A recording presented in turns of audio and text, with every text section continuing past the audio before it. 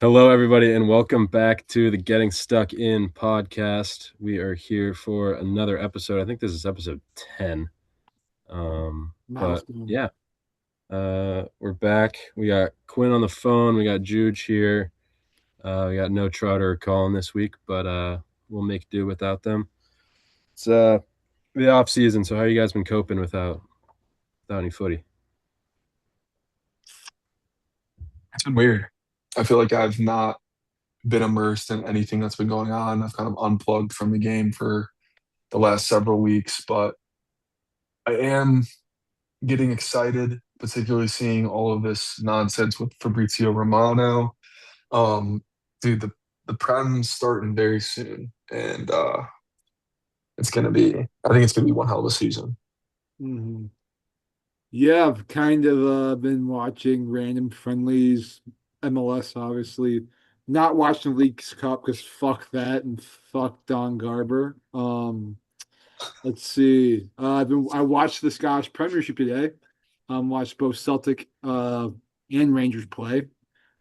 Rangers have not got a win in their first three matches with the new guy in charge. Not looking good on that side of Glasgow. Celtic, on the other hand, 6 points. So the Catholics are kind of running the show right now over in Scotland. What about you, Yeah. Jizzle? Um, yeah, I've been making do. I've been paying attention to the Champions League qualifications a little bit. Mm.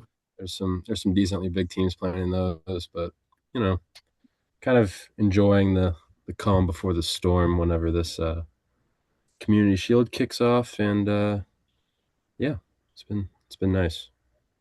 Community Shield's kind of like the Dublin football game for college football. Not really that exciting sometimes, but fuck, football's back in both scenarios. So always Yeah, it's really kind of like awesome. it's kind of like week zero of college football. Week zero, or even like the Hall of Fame game. By the way, Carson Beck might be the best career backup of all time. This is probably the best fucking football ever. He'll win the job too. It's fucking Jacoby Brissett. Let's be real. But that's my college football talk. Maybe I'll start my own podcast with that one too. Who knows? But yeah, um, we're gonna try to run through this episode real quick today, but the biggest news for us, I guess, in the last time that we talked, Maurizio Pochettino signed a new contract with the U.S. men's national team until the 2030 World Cup. So that's exciting news. What do you guys think about that? Awesome, freaking awesome. I think people who have problems with it are looking very short term and very short sighted. If the Belgium game doesn't go the way it goes, I think 100% of people are really on board this hire. Everyone just has a very sour taste in their mouth about what happened against Belgium. That was the best football we saw the USMNT play in World Cup action ever, especially in that group stage. And also, I think in terms of culture building, this is massive. Posh does not give a crap about what people think in the U.S. soccer media or how U.S. soccer kind of runs the show. So them kind of giving him the keys the next 4 years is awesome. Big question: does he stay all 4 years? That's the risk I'm willing to take, though. Yeah, and we'll obviously see uh, what the Copa America looks like, and if the U.S. is playing in that tournament, and then we have Gold Cup, I guess, next summer, Nations League in between. So, I mean, there's competitive matches for the U.S. to be played, and hopefully the results between now and the next World Cup are better than they were leading up Mhm. to this past summer's tournament. But yeah, Quinn, any thoughts? I would just second everything that Juge just said. I think it's massive for the culture. It's good to see a little bit of stability. I'm kind of tired, and this is just across the board. I'm tired of seeing so much like manager changes. I just think it's like Juge said, everyone seems to be very short sighted if it doesn't work out within the first 6 months. sack your manager and try to find something new. And I do think that, yes, the way that the US performed against Belgium was completely shite, but grand scheme of things, it was the best that we've ever played in World Cup history. And we're building something that I think will help future generations. It's an investment. Poch is a good manager. He's not the greatest, but we were never going to get the greatest. And that's just the truth of it. I'll take Poch. I'm a Spurs guy, so Mm. I love that he's willing to stick around with the U.S. men's national team. I think it'll be good for us in the long run. Mhm. Yeah, definitely. And we talked about after we lost that the team in 2030 is going to look a lot different, most likely. So I think having a manager like Poch who can develop a new generation of players, Mhm. I don't know how much actual work he does with player development compared to what the players do at the club level. But if there's anyone that I want to see develop a lot of these kids that are, 20, 21 right now and going to be in their prime years, it's definitely him. Yeah, I and think, like, oh God, yeah, going off that point, it's not even like development in terms of skill, it's development in terms of mindset and culture. Mhm. You kind of see the Greg Berhalter years weigh in on this current generation, or like, that are kind of moving out into the 2030 World Cup with, they got punched in the face and have no idea what to do. Hopefully, when you see Xavier Gozo, hopefully go into Crystal Palace in the next few days, play under Poch in his next like 4 year cycle. He's gonna like start, really testing these guys mentally, and you kind of saw that when the U.S. played teams comparable level and levels below them, like they were able to beat these teams pretty handily. And now the next stage is, can we get this team to punch above their weight and get that big win? Obviously, we will see in Copa America in 28, pending somehow Ecuador does not host this because funds might just come out of nowhere with the cartel money. But, yeah, I'm just excited to see the mental development of these players. yeah, Yeah, that's on point. No question. It's going to be Mm-hmm. honestly super exciting. I think we got to keep raising the bar, but we don't got to find somebody new. And I think he did well. So let's keep it going. for sure. And the manager market right now is not ideal, but with jobs available, and he probably would have taken that AC Milan job if it was offered to him. But I'm not going to complain about it. So Dude, bullet fucking dodge because Amarine's already shitting the bed over there. Holy crap. So yeah, and a new batch of friendlies got announced recently for the U.S. this fall. It's 4 games all in the U.S. It'll be Peru on September 16th in Orlando, Chile September 29th in St. Louis, Mexico October 3rd in Phoenix, and then Canada October 6th in St. Paul. you said So 16th in Orlando? 26th. the 26th. Fuck, I just get back from Europe that day. It's so depressing. Like I'll be like probably on the plane or just getting off. I'll be so jet lagged. Watch it on the Brutal. plane. Maybe I Yeah, just gotta that's against power through. Peru too. Yeah, Pretty. yeah.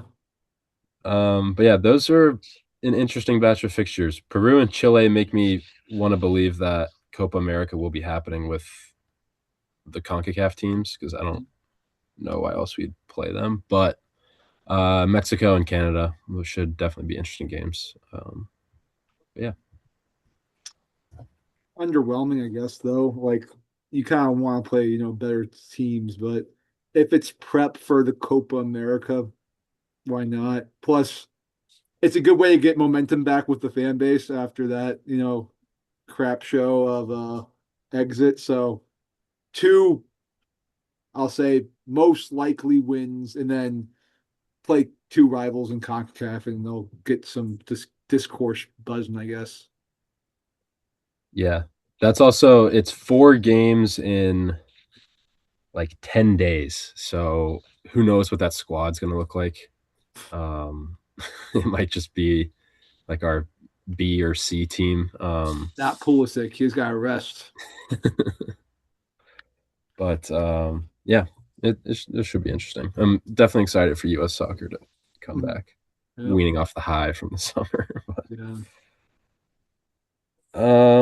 Yeah, I guess that's all the men's national team news that we've had since we last talked, besides transfers, which we'll get to. But do you guys want to do another quick weekly club check in with some of the friendlies that have happened? If I know Juge has been watching and disappointed. yeah. I'll kind of start because I know like the banter it might happen. So last two friendlies that have happened, not been great. But I'm not like pushing the panic button yet for a couple reasons. It seems like the transfer buzz is, starting to kick in for the club. Just signed Araujo. I think it's a very safe thing because we have the option to buy back if he's good. If the Hansi Flick infection continues, we don't really have to owe him anything. So we have him on like Klarna payment for next year. So it saves up some Barcola news, budget. Barcola, apparently Arsenal stepped in the race. But they've been rejected by like every player in Europe, it seems like, besides Bruno Guimaraes. So let's get it done, please. Just fucking sign him. And also with the results for the fixtures, um, yeah, it sucks to lose, especially in the second half. We're up a couple goals. But what keeps me positive is when we have our starters in, they look fucking good. Verts has scored in back-to-back games, and Isak had a goal and an assist today. And that's kind of what you want to see. You want your best players to look good. So if that translates, I think we'll be fine. We need some depth. Maybe even put Trent on a clear the payment as well, and just start having some college debt rack up and pay him next year. So I'd and actually love to see that. yeah, Look, it hasn't worked out. Maybe it will under Jose, but yeah, I do think that Liverpool need a bit more depth. And at the same time, you don't really have to read too much into these friendlies. Like as long as you see good moments here and there, you get some goals, you get like your best guys looking like pretty healthy, particularly Isak, who's yeah, obviously coming off that horrific injury. And then you can be happy, and who cares if you lose to a team like Monaco or, barely beat Wrexham. yeah. Bradley Bucks made fucking Brendan Aronson look like absolute Maradona in Chicago. That was crazy. Um, yeah, but we want to see him win, obviously. But first half, like I said, they look really decent. So hopefully that's what translates to not the blow up. But if he starts losing second half leads like consistently in this prem, I will start saying Uriel out pretty quickly. Because that is kind of concerning. Yeah, yeah. Um, Yeah, what's going Spurs. on over at Spurs? I haven't paid much attention to the friendlies. I haven't watched any of them. Um, I think we just played Getafe and drew 1-1. We beat Chelsea down a man, which was obviously great to see. Richarlison getting a goal. Love to see that. Don't know what his future holds, but I'm always rooting for him. Um, yeah, I think like a lot of the players are still resting from the World Cup. It's been nice to see like some of the new signings, Tonali, Fernandez, even Robertson getting some minutes under the belt. Um, I'm excited though. We made a ton of signings, and um, hopefully it plays out. I mean, you would expect Mm-hmm. with who they've brought in that they'll do significantly better than 17th. But Mm-hmm. just seeing them spend money and giving De Zerbi kind of the green light, I've been waiting for this as a Spurs fan for like Ever. my whole life. It's like we've just been playing this frugal game of trying to buy these players for as cheap as possible. And now we're like, we don't care. Like Levy did a great job of building Spurs into like a business. Now it's like, all right, we got to become a football club now. And like, we want a trophy in 2025. Don't forget that, guys. All right. You're European champions. Hard to talk to about that with a Liverpool fan and the City fan in this. But no, I'm looking forward to seeing how things play out. I think De Zerbi's legit. And I think we really are going to contend for I think at least a top six spot. No question. So what No, you want? no, Top six, I For think is sure, good. for I, sure. Yeah. I think If we last don't, it's year a was failure. was definitely, something that was more of a shock rather than like, normal. It's insane. Easily like I think Levy getting rid of Big Ange was probably, not the best move, but bringing in Zerby was a great recovery from that. And what I'll say about Spurs' transfer business, like I said, it's great to see actually Spurs spend money because they're a big club, Big Six, obviously. But it's also very calculated transfers, and I think that's where I think Liverpool last year probably went a little bit awry, but Chelsea, especially the last 5 years, have definitely made Yeah. very questionable transfers. These transfers aren't really questionable. You brought in Robertson for experience. Tonali is a great player who's been riddled by gambling addiction, which is kind of awesome. Yeah, you Um, love that. yeah, we need that. Um, Incentive. exactly, and like other players as well. So yeah, I just can't see Spurs having another year where they finish bottom Yeah. five teams. I'll probably say yeah, top six is definitely in play, especially with the Zerbi at the helm. Yeah. Yeah. I mean, if you spend 200 plus million and you're supposedly looking at spending another 100 million before the summer's over, Yeah. you've got to at least compete to play in Europe or it's a failed season. Mhm. Like it doesn't matter. Like last season, like you said, it's a bloke. But yeah, I'm excited to see how we do.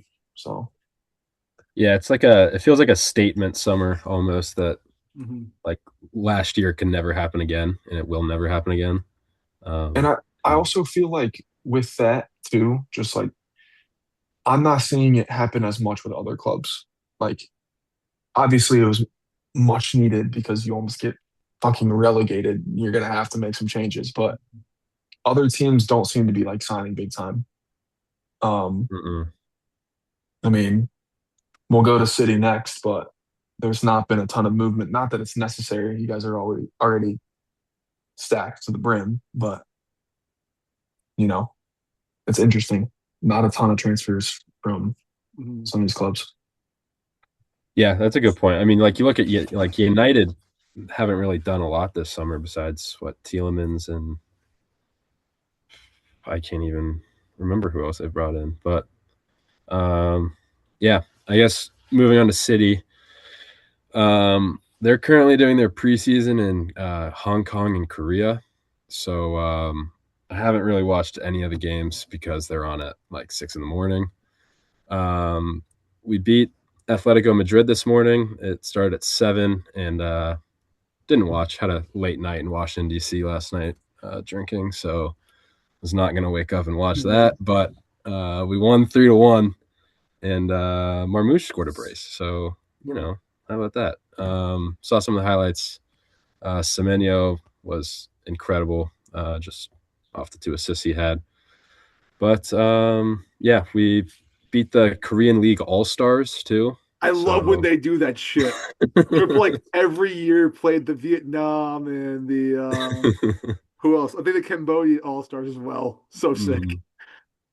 Some of the friendlies out there are absolutely hilarious. But um, yeah, it's been it's been a little bit quiet. Obviously, the Rodri stuff is still going on. It looks like he's going to go to Barcelona now. Um, and kind of just waiting for Here We Go or a David Ornstein bomba at some point. Seems inevitable, but it is what it is.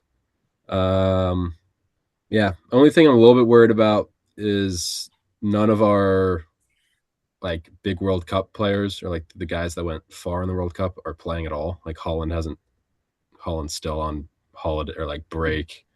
Elliot Anderson hasn't started training with the team yet, but Community Shield's in a couple weeks, so I think they report this week. Finally coming back, but yeah. And what I've seen from the highlights, and I watched the second half of the Atletico Madrid game today on the way home, but we're gonna play a lot different than Pep, obviously.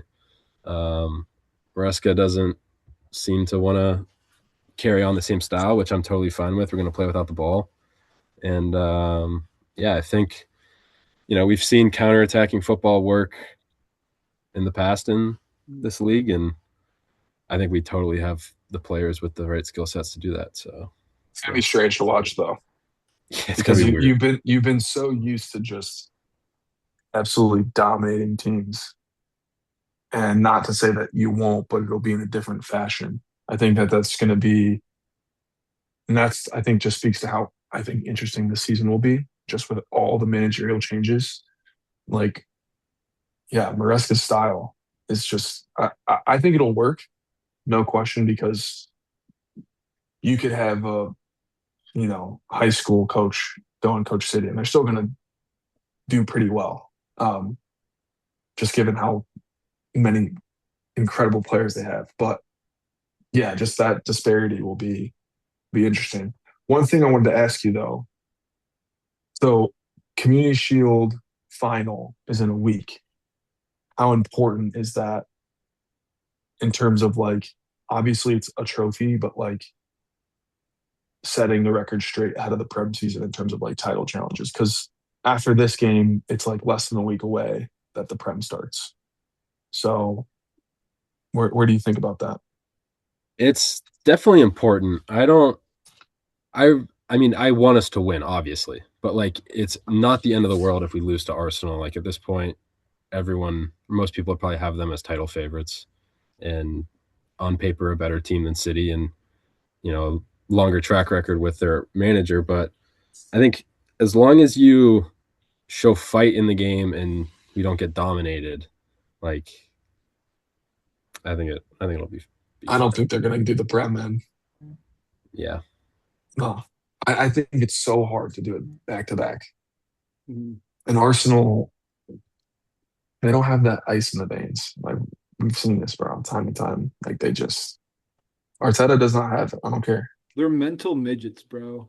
And yeah, Exactly. going off to your point, OG, like we saw. I remember watching the the Shield match probably 3 years ago when Liverpool won the league, and then Man City won the FA Cup, and it was like Darwin Nunez versus Holland, and everyone thought Darwin was the fucking Holland missed goat. that sitter. Yeah, like I don't think it's that big. It's a glorified friendly, like we all think.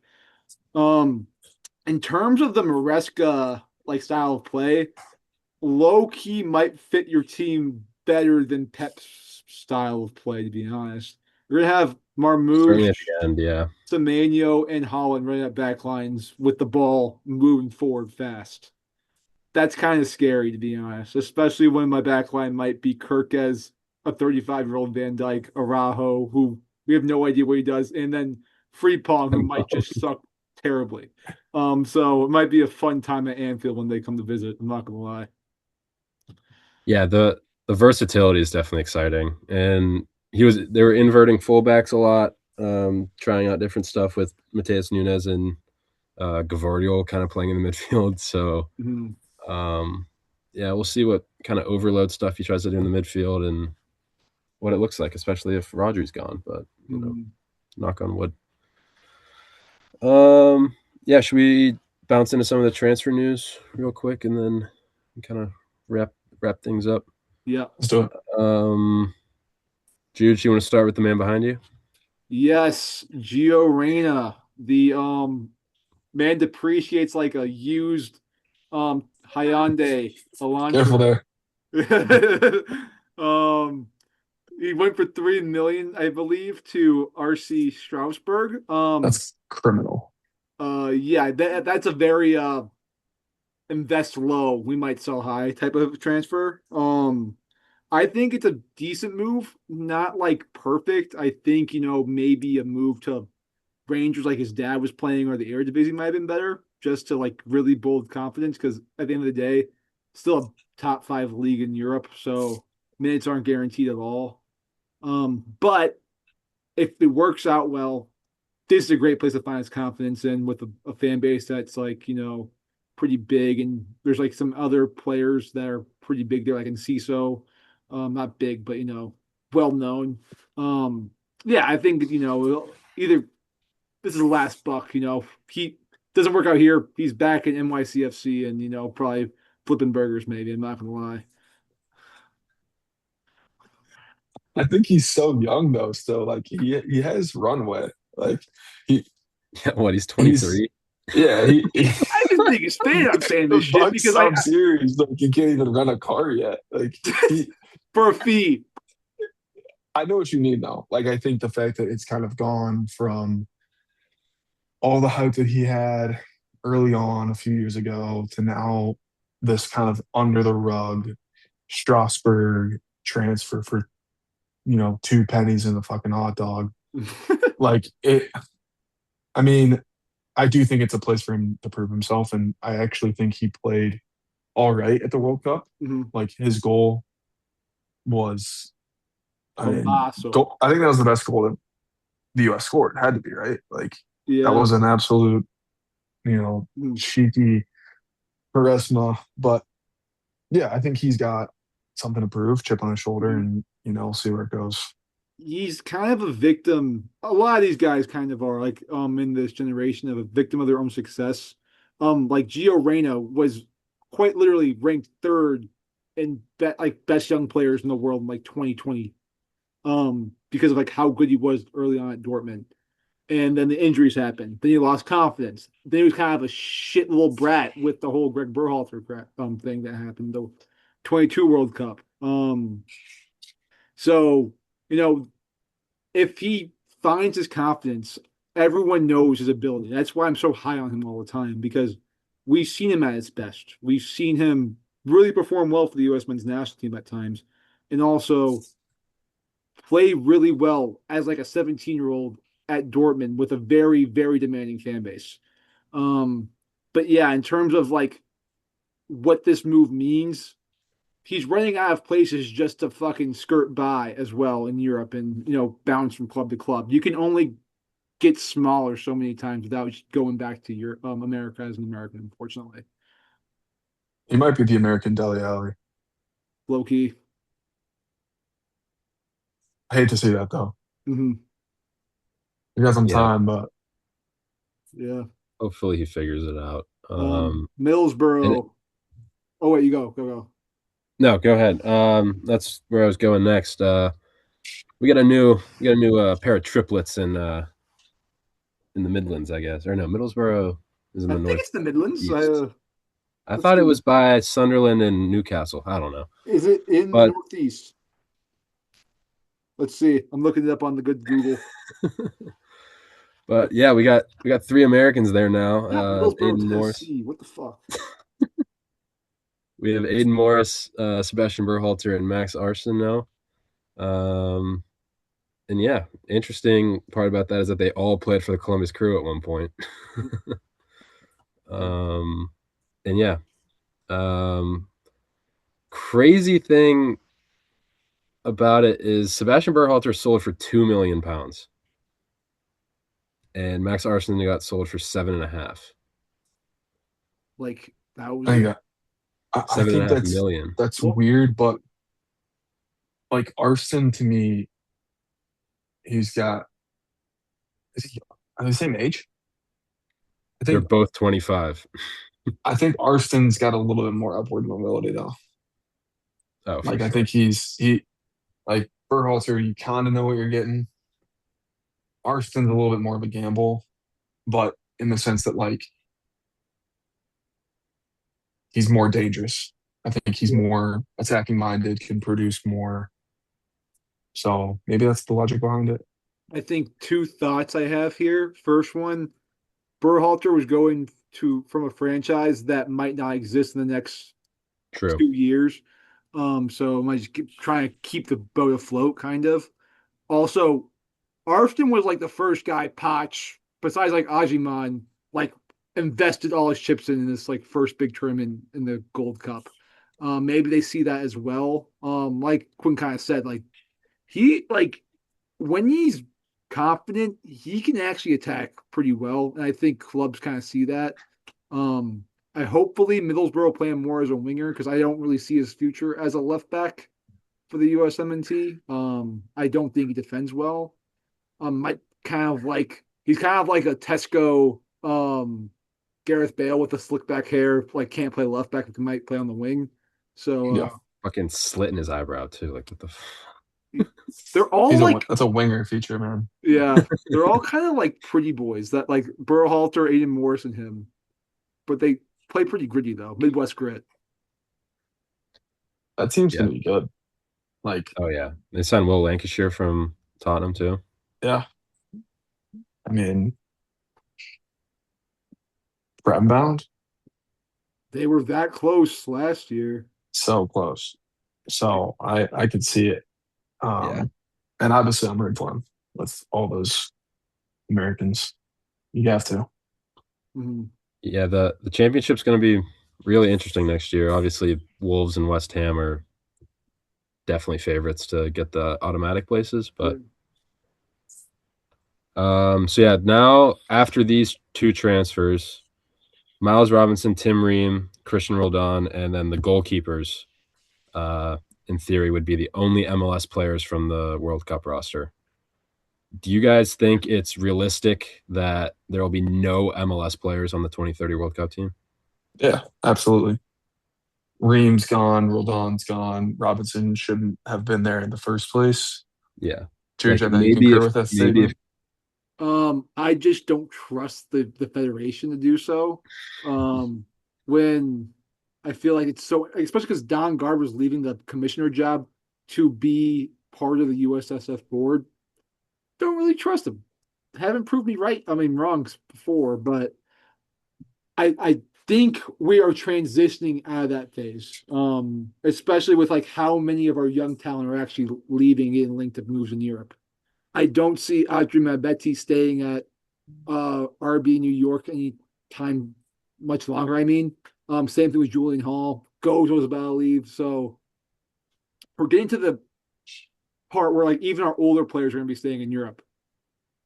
Who knows how inconsistent Pulisic is? He could be in Europe the next like 5 years or be flipping burgers with Gio Reyna at the New York hot dog and burger stand too. true. So like, who knows? And a Gio. I Yeah, mean, but Gio and flipping Pooley's dogs birds. and bergs. Yeah, Fuck, it's a bud. tough question because obviously, like you don't know where Anthony Robinson could be Mhm. in 4 years if he's still on the team, or some of the guys that are pushing 30. But yeah, it's definitely a possibility. And It's gonna be an one of the all-star food goalkeepers, truck. Yeah. got Ream, Weston McKinney making Roldan, barbecue in the Robinson. back. Pulisic, Gio like burn their hand every time because they keep on getting injured. Pulisic like goes on FMLA for like 2 months because he gets hurt. You're telling Pulisic to put fucking fries in the bag 5 years from now. Yeah, I don't know. Oh, we were so like negative about this fucking team. Hey, it's an honest living. um, Mhm. it's not for the weak. No, can't Um, be. in other miscellaneous transfer news, Vinny Jr. signed a new 6-year contract at Madrid and squashed his Arsenal links. So add him to the long list of Arsenal almost signings with throw him up there with Mbappe and all the rest of them. They have a whole ultimate team of those guys. They really could. I saw an 11, like an almost Arsenal 11, and it was pretty fucking good. It's pretty Yeah, bad for the reigning Prem exactly. champions. Like really bad that you can't They, like have any pull. nobody wants to play at that club, dude. Everyone, they get so much hate. I'm saying that from like, it's just they probably are the most hated Prem team. They have to be. And I also feel like you would think after winning the Prem and making the final Champions League, more players would be trying to go there. Obviously, we'll talk about Bruno Guimaraes in a second, but I don't know. Maybe they hijacked the Barcola deal. Nah, No, no, no, dude. I don't think he wants Nobody wants to Arsenal. play for Arteta. It's like It's annoying. not even like Arsenal and like how much they're hated by the public right now. It's how much Arteta like ruined football last year. It was not fun to watch the Prem because every match was just Arteta literally putting like 10 men behind the ball and then foul baiting and pushing people in the keeper, and that's like how they won the league. Only scoring Not corners. Yeah. yeah, I mean, I'm not saying it was a not legit Premier League. I mean, some Bournemouth already walked in the Emirates and beat them on their own grounds, right? But it was definitely, a league that I will never be like, damn, this team was so fucking dominant. Oh yeah. No, I would never be able to admit that, even Yeah. if they were. Mm-hmm. Fucking Arsenal, man. Good shit. Um, But yeah, I mean, I'm definitely glad it didn't happen. Probably would have been one of the biggest signings in Premier League history, just for the dollar amount and Vinny Jr.'s just name alone. But yeah, uh, Gonzalo Garcia joins Fulham for 40 million. Great Yeah. signing. Great signing for them. They signed another kid from Real Madrid. I cannot remember what his name is. Yeah, it's a Castilla guy. Yeah, Arbeloa like was a 10 manager of million. Castilla, like for whoever knows how long. So he's just signing his kids. It's like when a group of five coach moves to the big time Power Four school, Power Five in basketball now. Um, like what Dusty May did with the FAU boys. Literally just Yeah, just bomb snags all all the over. Yeah. Yeah. transfers. Yeah. Yeah, Mo Salah going to Turkey. So fucking Dude, team Um, there. is I it can't believe it, bro. Trabzonspor? I think. That works for me. I'm honestly, I know that he wanted out, but I'm very surprised in a way because it's like I just I feel like he got poor treatment last season. You consistently know you're going to get 10, 15 goals from Salah. Mhm. And I feel like you needed to keep him. I know that he wanted out, but I would have kept him. Yeah, I think he gave us a parting gift by getting slot sacked. I think he was the full reason why that guy got sacked. He like called him out like five times publicly in the span of like 3 months. Fucking awesome. Yeah. Um, and he gets to go be a very good Muslim in Turkey while also playing Champions League football. He gets the best of both worlds. He's a very, very devout Muslim, as we all know. And he gets to, still play at the highest level with Champions League. I'm not really sure if they're qualified for it, but I think they're one of those clubs who qualify for either that or the Europa League all the time. So He's playing in Europe yeah. for sure. Yeah. It's good for him. I just think tough for Liverpool because it takes away from Yeah, yeah, the yeah, for sure. depth. We're still trying to find his replacement with this Barkley shit. So Yeah. definitely, can you stop annoying me, freaking Lola? What the hell? Sorry, the cat's just trying to jump up on the stream here. It is crazy how quickly things can change in football. I mean, But not even 2 years ago, Mo Salah scored like what 40 goal contributions and had probably one of the best Premier League seasons ever. The goat. And now he's playing in Turkey, Mm-hmm. but he's probably on crazy wages and can live whatever life he wants. So Mm-hmm. good for him. Yeah, Newcastle are an absolute shambles.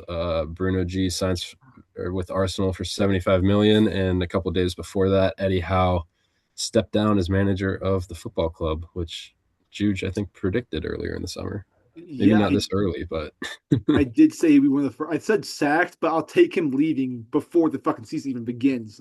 Am I the next prophets? Who knows? Um, no, that they are going to drop. You can't recover from this. You lost your manager. 90% of your squad from 2 years ago was in the Champions League is gone. Um, your replacement manager is a guy who coached in Saudi because your ownership's Saudi. Um, and no one's going to your club. My hot take maybe this episode is that I think they dropped this year. I'm not gonna lie, which wow.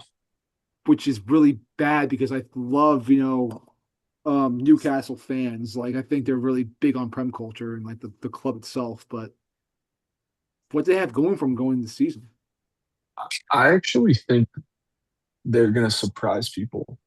Um, I think that they've lost a lot in terms of like Gordon.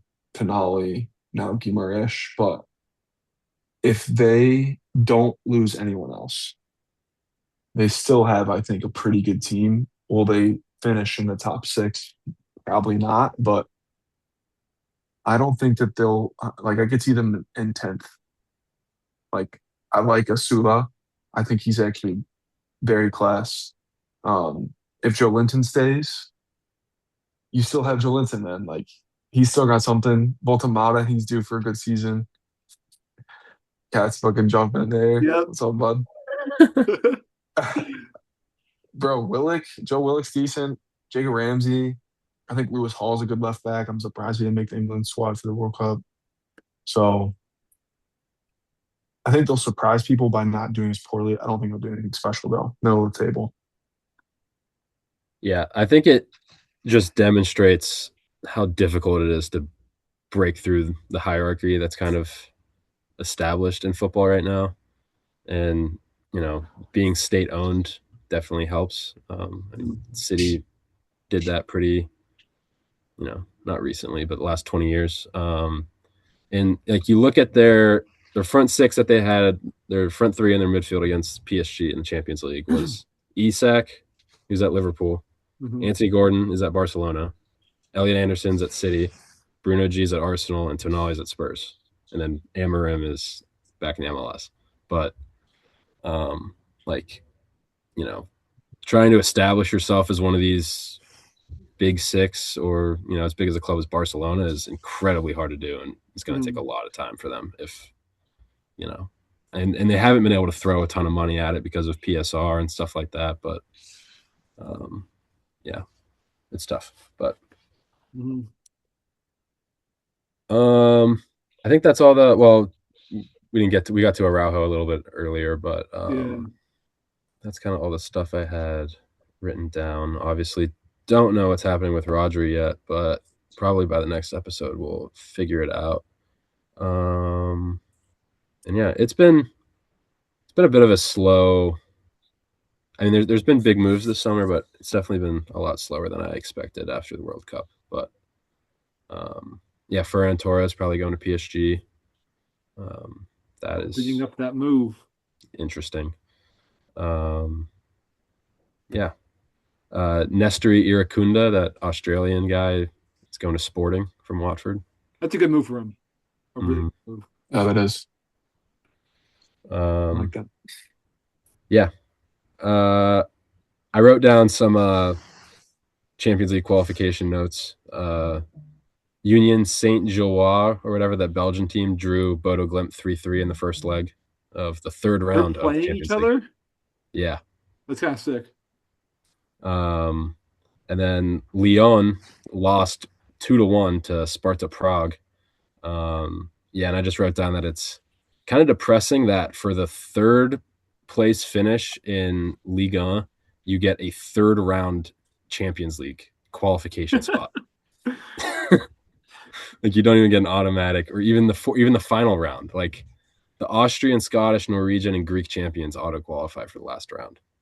The third place French team has to play 4 matches to get to the Champions League. But Farmers man.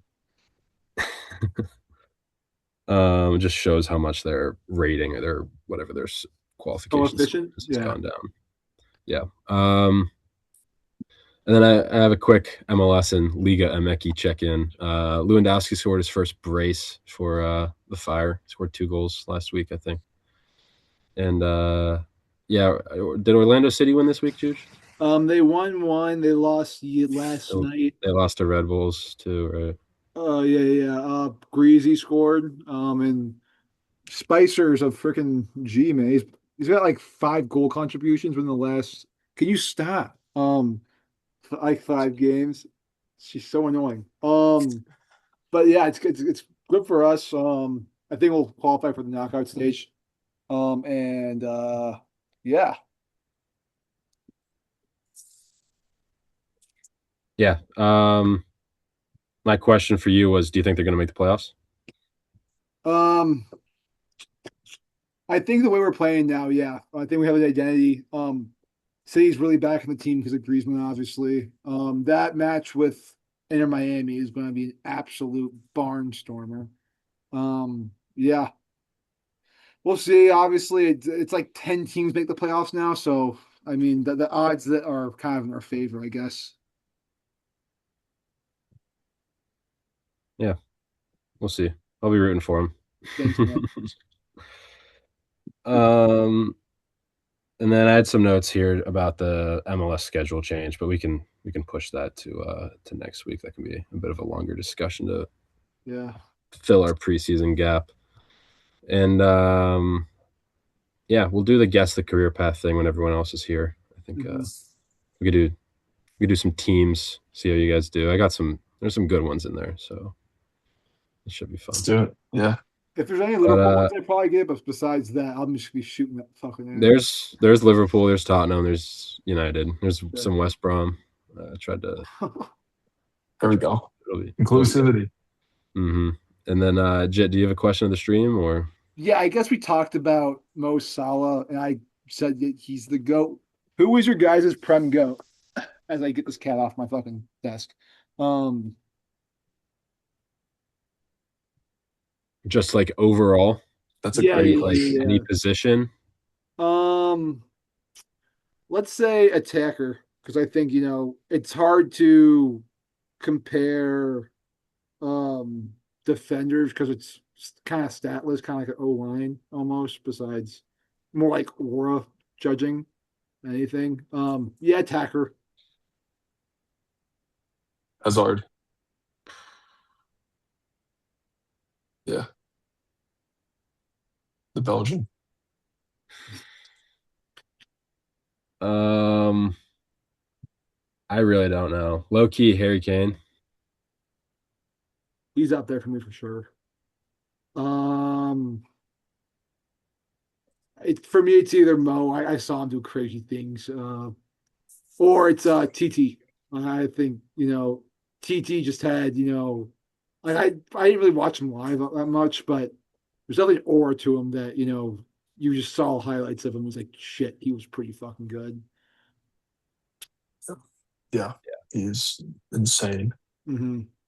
I know that Trotter would say Rooney, so you can just fill that answer in for him. I was thinking might say Ronaldo. Yeah, you could go with that too. The longevity thing doesn't help, but Yeah. one of the highest peaks of all time in the Prem for sure. Hmm. I would love to say Aguero, but uh, I feel like that would be, Respectable answer for sure. yeah, that's yeah, definitely definitely. But statistically, his minutes per goal ratio is the best of all time. So, Never really played. They played like half the year every year. and probably what would you guys say is the most iconic Premier League moment of all time? it's got to be City beating Yeah, it's QPR. probably his goal. Yeah, I was Um, gonna say that. Yeah, it's got to be that. I mean, I don't think we've, at least in my lifetime, seen that cutting edge final day. that is like one of the top Iconic. 10 sports moments in general, in my opinion.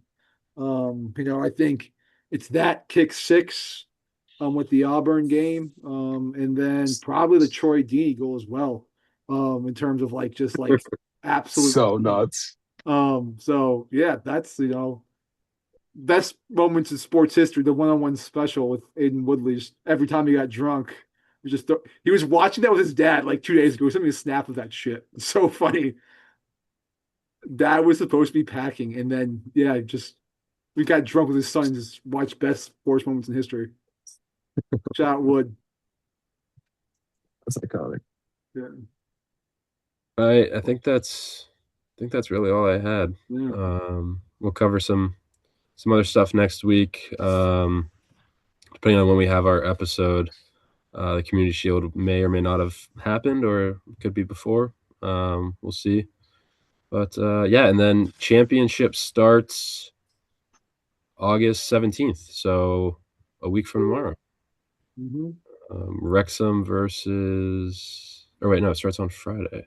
Oh no, Wolves and Blackburn this Friday. So That is a fucking match.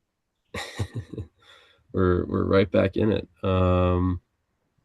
Yeah, Super Cup final on Wednesday, Aston Villa versus PSG. We'll see how that goes for Aston Villa, but Villa are also in a shams club right now.